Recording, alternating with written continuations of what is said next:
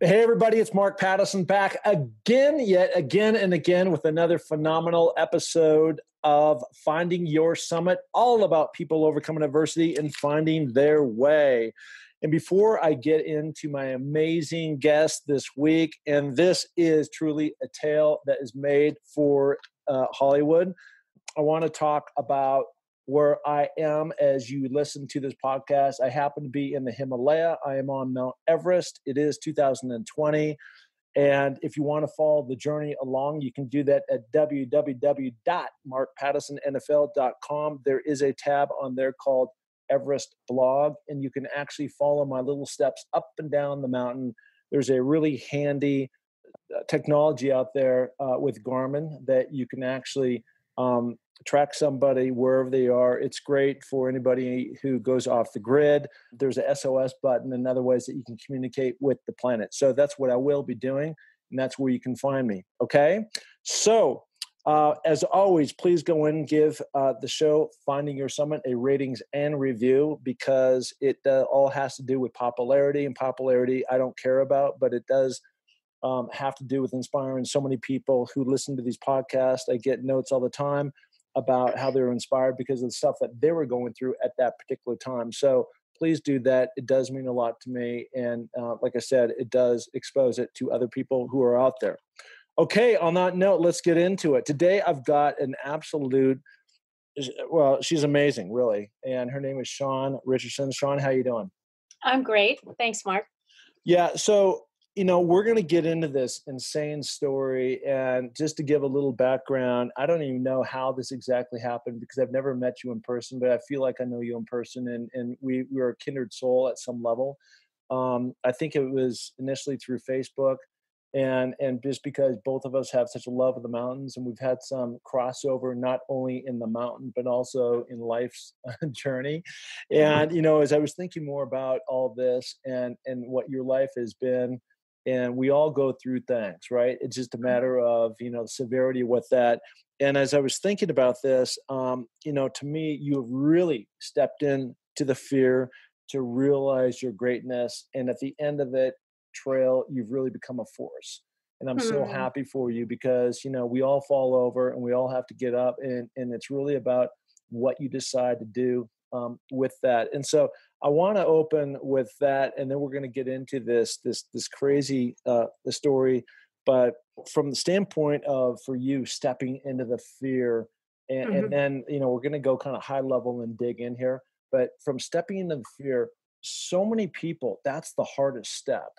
And we'll, again, we're going to get into your story here in a minute. But at a high level, what was the one trigger that allowed you to step into that and say, you know what, enough's enough, and I'm going to do something about it? Well, that's a great question. Three things come to mind. There were kind of three moments where very significant decisions were made, and I remember them very clearly. One was, so I went through a very difficult divorce, and a divorce I didn't ask for. And I'm sure we're going to get into that a little bit because it's very much a part of my story. But I was trying to repair and prevent the divorce from happening. And there was a very clear moment when I made the decision to not protect the marriage, but protect myself and my children. And so that was a clear decision. I think a lot of people may face that moment when they're trying to prevent a divorce from happening. And there's that moment when they say, okay, the divorce is going to happen, and I must think and make my decisions accordingly. So that was a moment. Another moment was, so very much a part of my healing through that process and my discovery of who I really was as a not being a wife and not being a mom, moving into the empty nesting years. A lot of that discovery happened for me in the mountains. I'm a big mountain climber like you. And so I grew up in Montana and climbed a lot in my college years, but then stopped all throughout my marriage. And after my divorce, I ran into an opportunity to climb Whitney. And I just did it just to I don't know, get back into the mountains, and no particular drive, just to pursue the experience. And got on the summit, and I stood up there, and I was reminded after 25 years or however long it had been, how great it is, how amazing it feels to be on the top of a mountain. And I said, why aren't I doing this all the time? It does, I don't have to ask anyone, or I can just do this as I want. So that was a clear moment, because I went on to do a lot of climbing after that. I still am. And that, as I said, those trips, that time in the mountains is incredibly important soul food for me.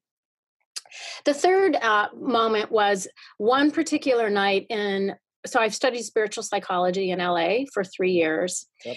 And the very first night of my very first class, the teacher said basically that no one, that we're all divine souls using a human experience for our learning, and that everything happens for us, not to us. And that, in fact, we've chosen these experiences for our learning. And it was that whole framing, the reframing, moving from victim consciousness, I'm here to heal from a divorce, into, well, how is this happening for me? What is my opportunity here? Moving into empowerment. And that night was the moment I drove home and I said, I can build whatever life I want for myself. And I set out to do that. And I have been doing that. And so those were 3 significant moments I clearly remember. That's awesome. All right. So let's go back to your marriage. And again, you and I have a very, we parallel in some ways. You were married for over 23 years. I was married for 24. I was with my ex for 30, and you're for however long. And you end up, so like a lot of marriages, you dig in, you have this partnership, and you decide to create a family, right? And so what that family is, you start to have, I think, 3 boys, and, life gets really crazy, right? And you think that you're well on your way. You marry a very successful guy. Mm-hmm. He goes to Harvard, comes out running a hedge fund. Especially back in the day, these hedge fund guys were going berserk and making a whole lot of money, because essentially you can invest in anything you want to. There's no regulations around that, right? And so off he goes. And then all of a sudden, 2008 happens, and just next thing you know, what shows up at your doorstep? So he was young and had a very large fund, and he was very good at what he did. And we had a big, beautiful life here in our community with our 3 sons. And so 2008 comes and really decimated his fund and our capital. Of course, we were invested in the fund, as well as many other funds. And ultimately, long story short, he had to unwind that fund. And he was out of business, really. And that was a devastating experience for him, for both of us, because we knew so many of the clients who had lost money, and we had lost money. And he just, it was just a hard recovery process for him. It was years. I don't think he did recover, actually, from the disappointment and the, I guess, shame maybe of that experience. But so years later, well, hold on. Before you go there, years later, I want to go back to that moment, though. Okay. Okay. And as a woman, okay, mm-hmm. and I'm making this assumption, this leap, and I'm sure you're involved in different things, but stay-at-home mom and involved in a lot of different things, school activities, and everything else that goes along with that, right?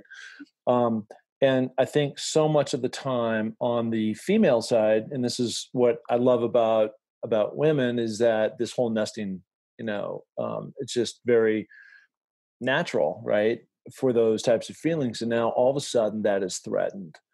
What was that like for you, when you're coming and he's coming home going like, look, we're wiped out, right? I mean, you're not working. You're a very smart, talented person. I've seen your resume. It's incredible.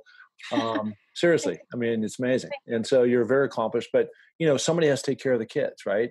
And you can't just like put them out the pasture, because they need attention and all kinds of different stuff, and running around to soccer games and football games and baseball and all that stuff.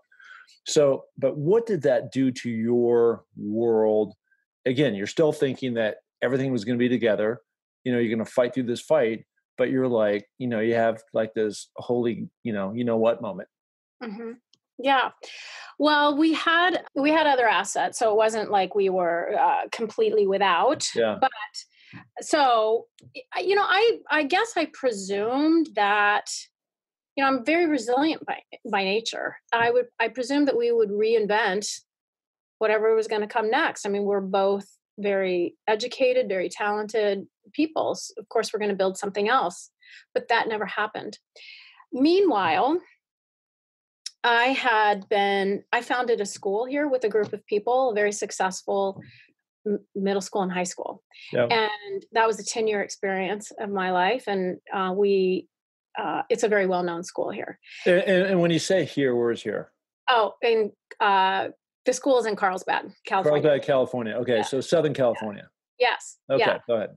So that that founding of that school was from the idea over a cup of coffee to full execution.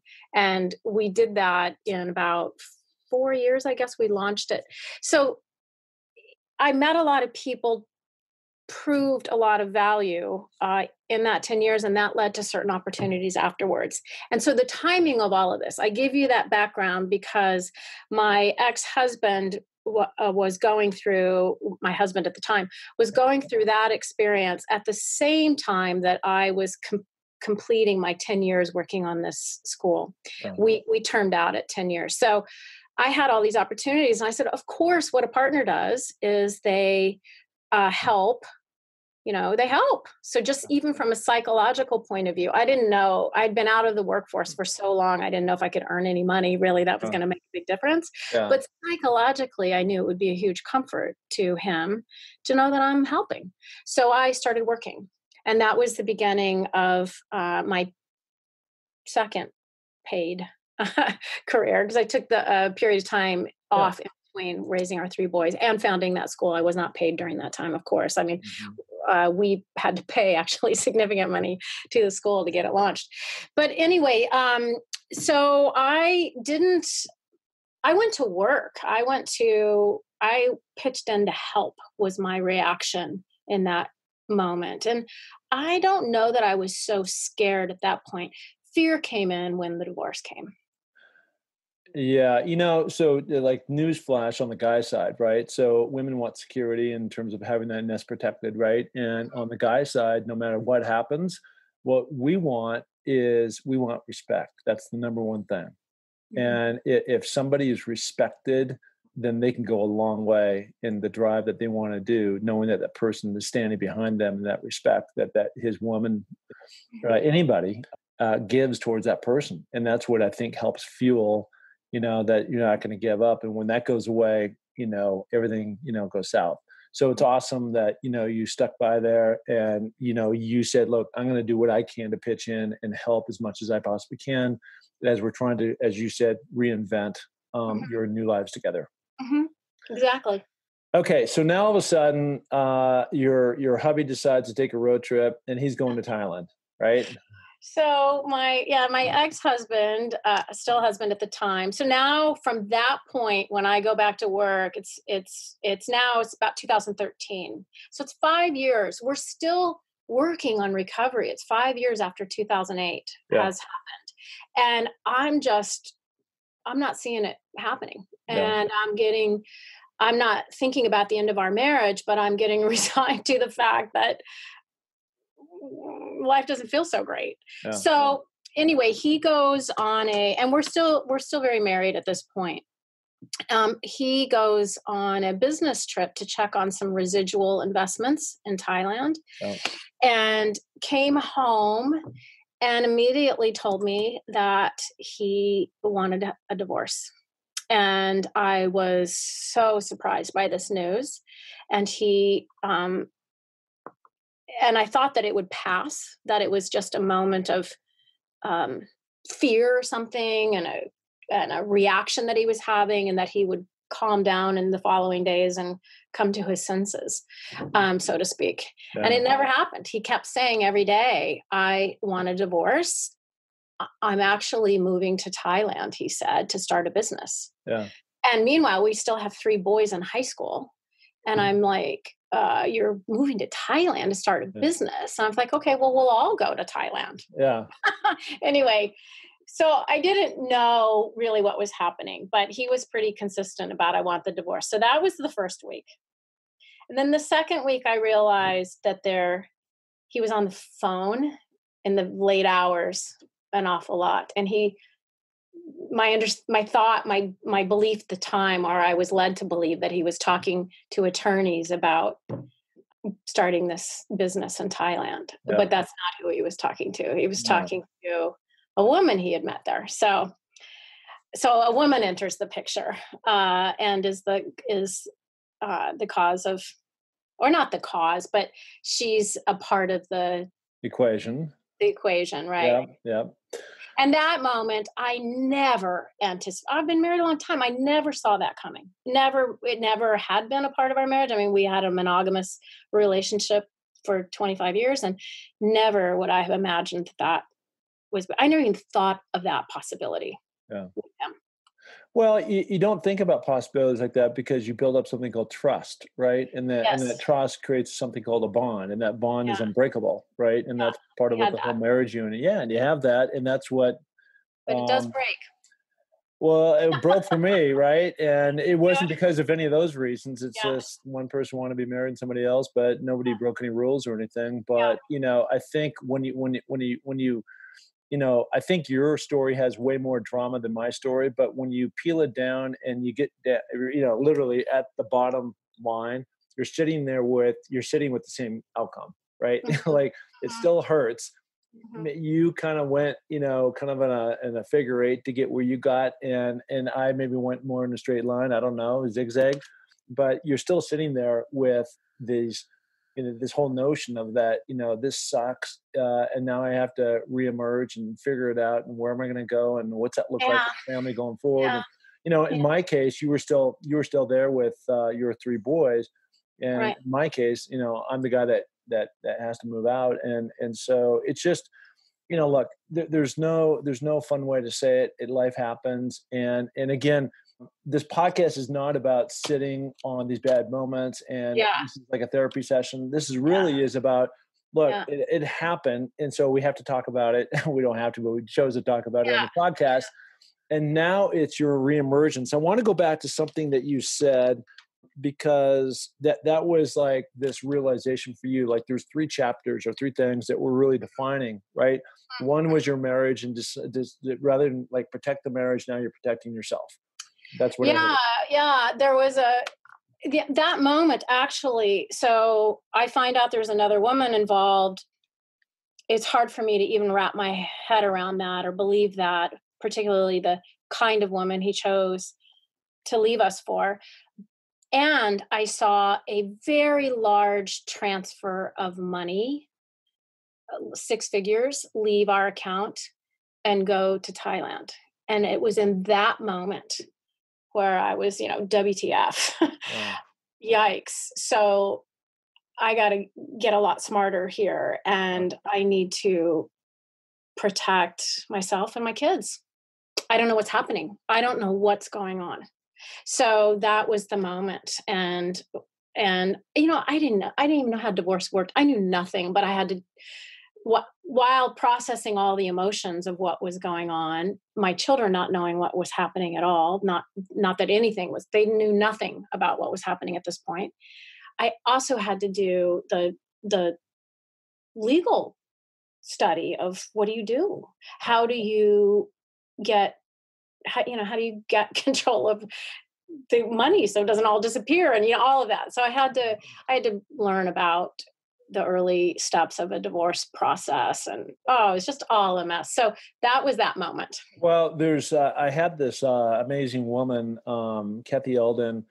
I'm on like podcast 150 now, and this was like podcast 15, and so this goes quite a ways back. And she's been through everything. She was, her son was stoned to death in Somalia, and she's been through divorce and all this other. Yeah, this crazy stuff. One of the things that she said, which has always remained really powerful for me, you can't jump over it. You have to go through it. And that's just the bottom line for all of us. You did, Yeah. I did. And anybody who's listening to this podcast right now, whatever your thing is, you just have to go through it and deal with it. And there's various stages from beginning, middle, and the end that happen. Sometimes it takes a lot longer than others, but we still have to do all that. But the thing that was really cool, and this is where our stories again are somewhat parallel, is that what you did is you retreated to the mountains, right? And Mhm. you talked about climbing Mount Whitney and growing up in Montana. Where about in Montana, by the way? A little tiny town called Havre. Havre. I don't know It's that, right but in the center of the state below the Canadian border, in the uh, plains, Farmville. awesome. I built a place outside of Bozeman, Montana that I had for probably 12, 14 years. But Love it there. just, yeah, but it's just really the whole concept of having to unplug. Right now, as this podcast is being broadcast on my Mount Everest, and my cell phone more or less won't be working, and my emails, have now stopped, and so I'm not grinding through. And so the clarity that nature helps give, certainly for myself, I'm an evangelist, and so are you. It sounds like, yeah, no, it is really. I think it really helped awaken me. And when I put up a big goal for myself on this whole Summit journey, and so that kind of gave me the roadmap on where I needed to go, and then my energy and thoughts started to shift a little bit from this mess I'm in to something positive and where I could go, and then the planning and training and all the other things that go around it. And then once you're in it, and as you were describing, the peace and the serenity around how you can transition and start to see this new life of yours. Yeah, absolutely. I so relate to everything you said. For me, the physicality of climbing and it is just a massive movement of energy. I mean, you are moving and processing so much energy when your body's traversing a mountain. And just that alone is an incredible experience. Anything stagnant in you, any feelings that are stuck, they just get agitated and move. And so I also find that in the meditative movement, the step after step after step, in the beauty of Mother Nature, just clarity descends in my thinking. I am so clear on my priorities. I'll leave any climb, any trip with, I'll enter with a lot of noise in my head, a lot of thoughts, a lot of ideas, and I leave the climb with just three clear. My life is about what I care about, what I'm here for, are 1, 2, and 3. Yeah, where you're And going. and then a ton of creative thinking about what I want to do with those things. And I just love the whole process. I love it. Yeah, that's wonderful. Uninterrupted because your phone doesn't work, as you know, when you're out there. So it's just you, Mother Nature, your breath, the moving of energy, the collaboration with your team. And a lot of times, as you know, you can't even talk to your teammates because you're on a rope and you're feet apart, lots of feet apart, actually. So it's just really kind of you in the solitude of the experience. And then in the evening, when you're back at your tent, there's that wonderful camaraderie. Sometimes that's even in quiet. Just wow, what a day we all shared today. Yeah. So I love that whole process. It to me at the time it was my source of healing and discovering who I am as a person apart from being, a wife and a mother. And then now it's just soul nurturing. I just need to do it in my life. Yeah, well, I do too, and I do it all the time. And I run up and down the mountain, as we talked about. And I moved. Actually, I mean, not that you can't do the same thing in Carlsbad, California. I've been down there, but I wanted to even commit for me to a different level and move to a mountain town at 6,000 feet. Yeah. So I could really immerse myself in that every day, which I do, which is this, that's what brings me joy and happiness. I'm not independently wealthy by any means. And so I have to work and I've got a cool job, but I can only sit in the chair for so long before I go insanely crazy. And like you said, and I would recommend this for anybody. Like if you're stuck in anything, just get up, get away from your computer, walk around the block, and it's amazing the creativity that pops in your mind when you step away from that screen. Yeah, just go move energy. Go move energy. Walk. So something else that you and I have in common is we both have a kid with special needs. So in my case, I've got a very beautiful daughter, 21 years old. Her name is Amelia. We had an event here in Sun Valley, Idaho called Amelia's Everest. And the goal was to raise $29,029, which was raised successfully as we speak here on March 5th, a week ago. I'm very thankful and very blessed to all the people that contributed toward that. It was amazing. And out of that has come some awareness, and she's on a new medicine, and there's a lot of hope around what might happen. For you, you have a autistic kid, and that might have been part of the inspiration around the school that you built. Maybe is that no? No, no, but go ahead. No. So anyways, so the just the parallel is that, as we go through life, I mean, the kind of the anchor here of part of your story is that you went through this crazy divorce and this guy went off and is not who you thought he was and all this stuff. But kind of like to throw more at you on your plate of as you're trying to emerge and reinvent yourself is just having this ongoing concern, worry, whatever word that you want to use around having somebody who's autistic. And by the way, I heard him sing, and he's a beautiful singer. Oh, thank you. America's Got Talent. He's in a band. All the boys in the band have autism, and he's a lead singer. Oh, I love that. I love that. So tell me what that has been like for you. So Charlie, wow, he is something else, I tell you. So he's incredible. He's 25, and as one ratio, it is Charlie. He's extraordinary. So I think I've had very significant realizations and transformation around that whole part of my life in the last few years. And I actually think, because remember, go back to the statement when I said a big moment for me was when I switched my thinking from why is this happening to me to how is this happening for me? Yeah. And I believe part of why that happened, my divorce and everything that I've been through in my life actually, was to set me up for the new way in which I see Charlie and experience Charlie and know myself as his mother. And it is a way that I want to help others experience, other people who are parenting children with special needs, if they're interested. And here is what that was about. So when Charlie was diagnosed at age 3, he's now 25, there was very much a message given to me that I needed to fix him. And I actually had a very successful business. And the day that that I was running, and the day he was diagnosed, I closed down my business to fix Charlie. And nobody really knew what autism was or what you could do about it or what caused it. So I went into a big learning mode, which is my MO. And I went to work fixing him, pursuing every kind of therapy, trying everything. We homeschooled. I mean, it was insane. And I think a lot of parents actually are driven by that, to fix. And I'm not saying that we don't need that effort, because we do. We need the effort, huge effort for cures and fixing.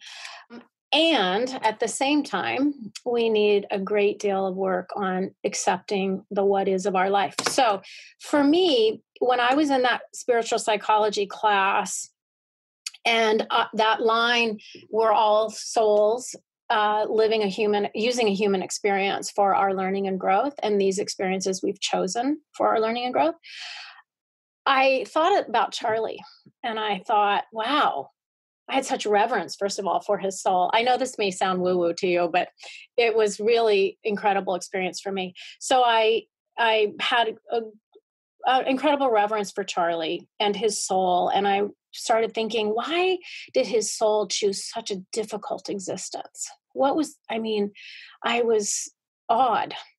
And then I started thinking, I spent several weeks thinking about that as I was hiking and training for my next climbs. I really came to the awareness that, in fact, Charlie's not unhappy at all. He's a very happy person and the happiest person I know. And that all of the unhappiness that I was perceiving was frankly and quite truthfully unhappiness that was living inside of me. And that's called projection. It's a psychological defense mechanism. And it's when you take things that you cannot or will not accept inside yourself and you place them on others and you sort of fix them or deal with them by seeing them in others instead of fixing them in yourself. So a lot of this pain and difficulty I had imagined that I was fighting in Charlie's life was my own pain. And so I got to free Charlie from the responsibility, for God's sakes, of bearing all of my projection. And I got to heal all that shit inside of me, if you will, and let it go and completely reframe the narrative of my relationship with Charlie. And that is the greatest gift he has given me, that learning. And I feel that he and I share this soul contract, that he is in my life so that now together we can go help other families change that energy. It doesn't, you're not in this war with autism. You're not in this battle. There's a great opportunity for you as a parent, and your child is here to help you learn it. If you're Yeah. open. Yeah, no, I love everything you just said. And again, our lives parallel in many different ways. And, again, I don't, for anybody who's gone through a shift in their life, again, you have to be open and you have to be Yeah. able and willing to step into the fear of the unknown, because you don't know the outcome of anything. Right. I mean, when I was going through my thing years ago, and this whole, there was no Amelia's Everest and fundraising and podcasting and social media. There was none of that. There was none on the board, right? But all the pieces ultimately connected by the time I got to this last rung to be on Mount Everest, right? And so I actually have shifted that paradigm from, it was a tragedy and it was awful and all this other stuff around the divorce, when actually it was the biggest gift of my life, right? Now, Right? so I didn't know that at the time. And my ex is a fantastically wonderful, awesome person.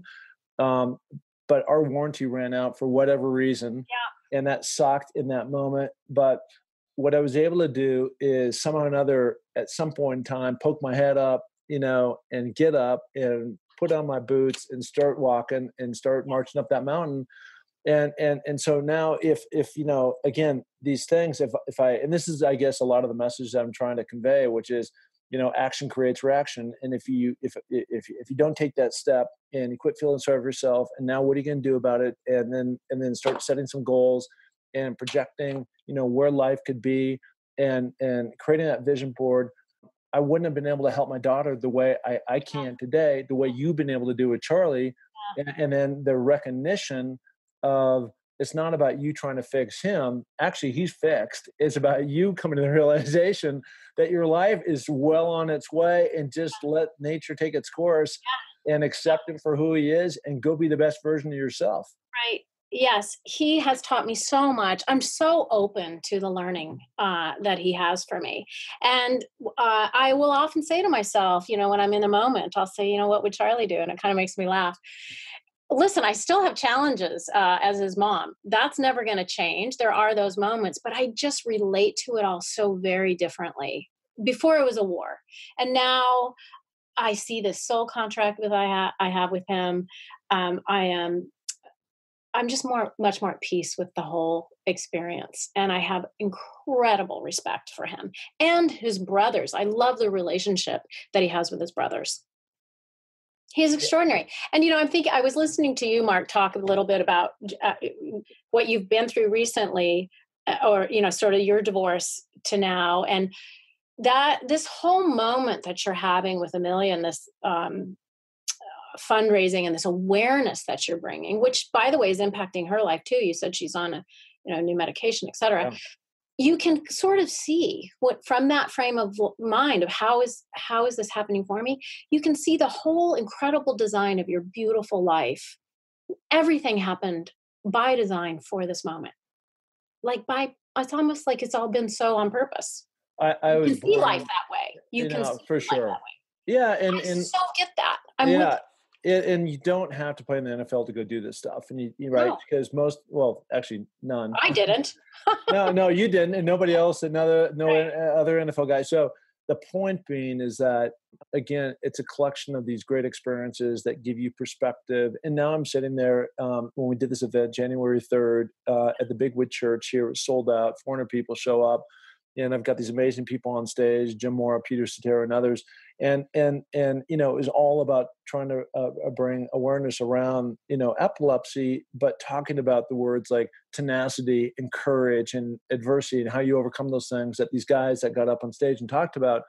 And the thing that was so probably the most rewarding beyond my daughter was 8 different people came up to me afterwards and said, "Thank you so much for bringing awareness because nobody talks about this."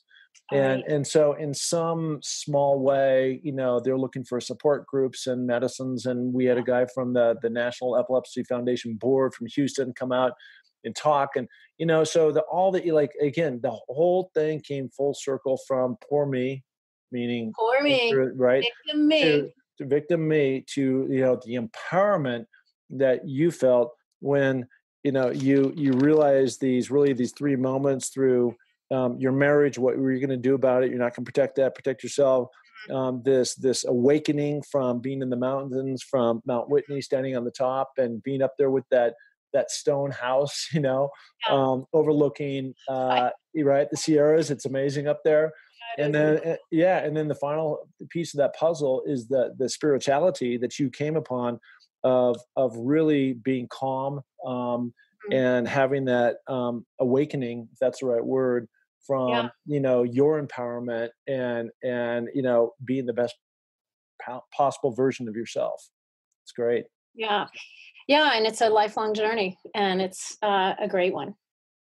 It is a great one, and and that's the whole thing. Is- I'm getting this quite a bit these days, where people are coming up to me and they're going, "Well, Mark, you're on the last mountain, so then what?" Right? And I mean, I'm just getting going, right? Yeah. I mean, this is just like what this whole 7-year, 8-year thing has taught is just like, there are 5 million things that I've not done, and like a couple, one, two, or three. Granted, they're kind of cool, but Yeah. that's what I've done. But look at all the things I haven't done. So often we all get comfortable with coming home, sitting on the couch, turning on the TV, when life is just out there waiting for you to take it, run with it, and then go figure out what amazing things are out there for you. Yeah, in fact, I'm in October. I am going on a solo journey to the Himalayas, where you are, where you're going, where you Yeah, are now, actually, yeah, at the yeah. time. Hi. And the I'm doing the 3 passes, and I'll be going through Everest Base Camp. And I'm scoping out a trip that I want to take my clients on, and the purpose, and we're not only going to do the 3 passes, but I'm going to also go to a silent meditation center for a couple of days. It's towards the end of the trip, where you can really reflect and absorb all that your mind has opened to on the journey. So I'll be doing that on my own in the fall, scoping it out and then offering it to clients. But the whole point of the trip is for participants to do exactly what you and I have been talking about, which is looking at their life and saying, okay, so what is all of this about? Why is this happening? And what am I to do with it? And my life has been in design for what's my call here? Mhm. And for the people that are at that point in their life where they want to go deeper, uh, and look with greater clarity into what's possible for them in the future. So I'll call you when I get back, and we'll swap notes about the Himalayas. I love that. I love it. Listen, Shawn, you're amazing. One of the things that I just want to go back quickly, because again, you've got some impressive climbs: Mont Blanc, Whitney, Aconcagua, Vincent, Kilimanjaro, Elbrus, Mount Rainier, my home state. You've got some impressive mountains on your resume, which is fantastic. And then through it all, you've gone off and become a life coach. And it sounds like a lot of the emphasis is around also helping parents who also have special need kids. Yes, like my soft spot where I feel the real call in my work is helping families transform the experience that they're having, if they're having a challenging experience. Many of us are. And we're also afraid to talk about that because we're afraid we'll be judged as bad parents. But also a lot of women who are going through transition and building sort of a second chapter, either as a new divorcee or an empty nester, they approach me as well for coaching. So I do that, and I facilitate workshops. I also like to work with groups, and then I'm a speaker. So, well, in fact, I think you're going down to Ghana or someplace, right? I will be speaking in Ghana in April at the second annual Pan-African Autism Congress. And yeah, I'm very excited about that. It's a 3-day scientific meeting, and it's most of the talks are empirically driven science talks.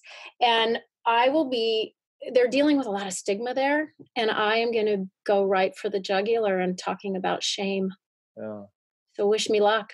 That's my Everest coming up. Yeah, I love that. I wish to do it with a great deal of grace, and I want people to open and let go of some of that shame if they can. Yeah, I love that. And the reason why I love that is because at the end, going back to Amelia's Everest, the event I threw, at the very end, I had Amelia get up, my daughter, and I really just wanted her to say thank you. And that was it, and sit down. And she spoke for probably 2 minutes.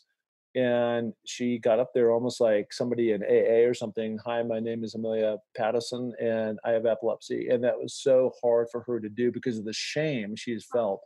And so I can totally connect and relate to what you're saying. And, I don't have that, and you don't have autism. And I can only imagine what that's like, for people who, either for them or for the parents around, because their kid's not normal, Their kid isn't the perfect kid on the baseball team like yours is. I mean, That's the feeling we can have. Or our family is broken. Or really, truthfully, I am broken because I had a child who isn't perfect. There's a lot of crazy, deep stuff that can go on in our minds and cause a lot of pain. I know. So everybody get out in the mountains and clear it out, right? Go walk, go hike, put your boots on. It cures everything. So Shawn, tell the planet where they can find you.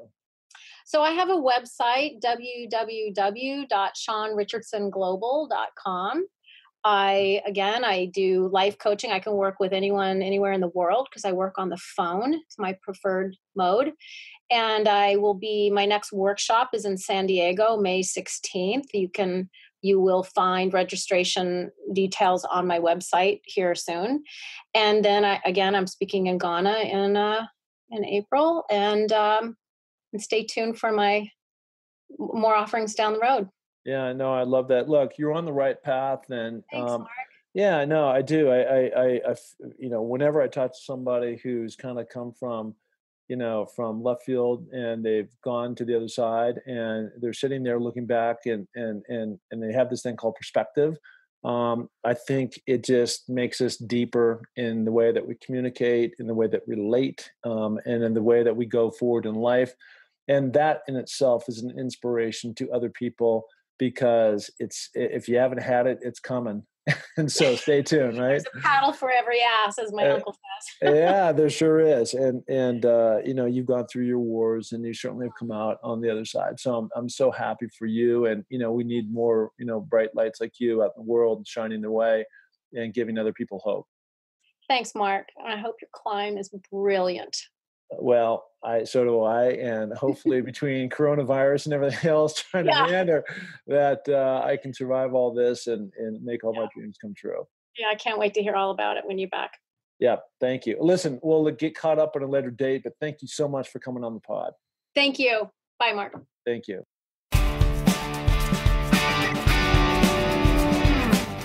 Hey, and thank you so much for listening to the Find Your Summit podcast. We are so glad to have you along for this journey. And if you enjoy the show, please tell a friend, share it on iTunes, spread it to the planet. We're looking to broadcast this to every person that is out there, because, as you know, everybody has their own summit that they're going after. Okay, if you're looking to follow my journey, you can find that through my social links on markpattisonnfl.com. That's Mark, M-A-R-K, Pattison, P-A-T-T-I-S-O-N, NFL.com. So, until the next podcast, just remember, clear eyes, full hearts, and remember, it takes a little more to make a champion, so make it happen. Thank you. Bye.